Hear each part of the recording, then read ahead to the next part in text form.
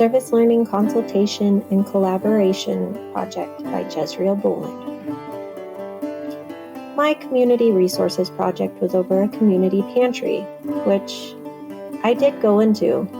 I went in and I waited, and I waited, and I waited to finally be met by a gentleman who was willing to accept my volunteer application. However, it would be deemed a contract of volunteer employment, and I was not able to volunteer on a walk-in or part-time basis. Since I am a full-time paraprofessional, a full-time student, and a mother to two, a commitment of this magnitude, while enticing to my humanitarian and empathetic nature, was not feasible for my schedule.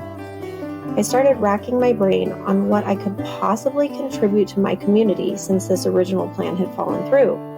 I deliberated for a couple days before reaching out to my pastor. Is there anything I can do to volunteer for the church? I asked Pastor Tiemann.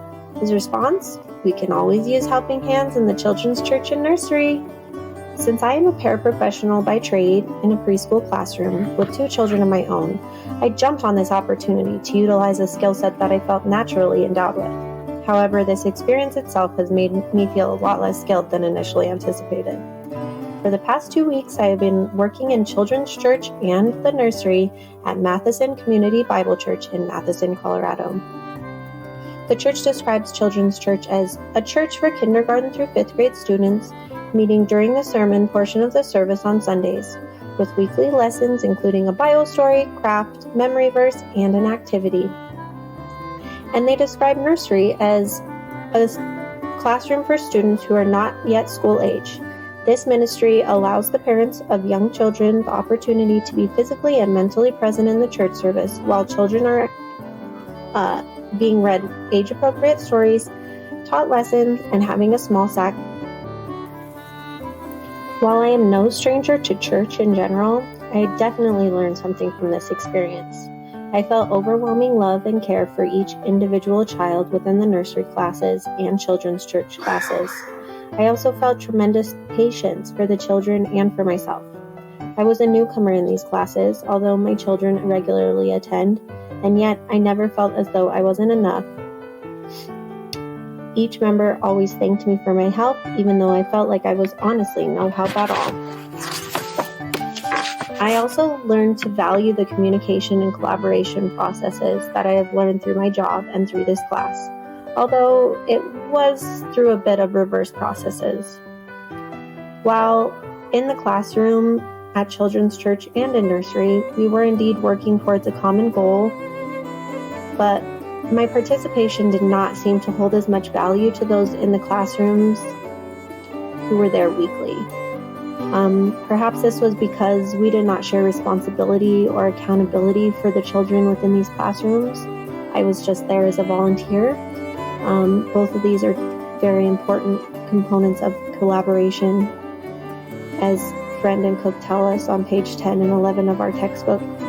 Or maybe it was because we had not built up trust with each other yet. While I remained open and inquisitive and presuming positive intention in my communication, which I learned from our Week 7 norms of collaboration, I received very little feedback from my cohorts. They were busy in the normal swing of their normal routine, and I was unaware of what was needed from me. The skill I used most, honestly, paying attention. I paid attention to verbal and nonverbal cues as actively as I could, so I could jump in where I was needed, or when vocal tone or pitch indicated stress, or when body language indicated that someone was overwhelmed and rushing through a task.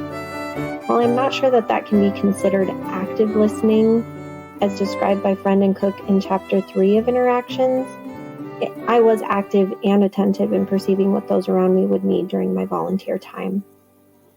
This experience made me deeply value my communication and collaboration with my colleagues between my BOCES team and co-teacher, as well as other teachers that I work with on a daily basis. Because of this learning, I am practicing a deeper attentive nature in my daily habits. I check in with myself and reflect on how I am feeling, perceiving, and communicating, as well as paying attention to verbal and nonverbal cues of those students, teachers, and other professionals that I work with daily. Thank you.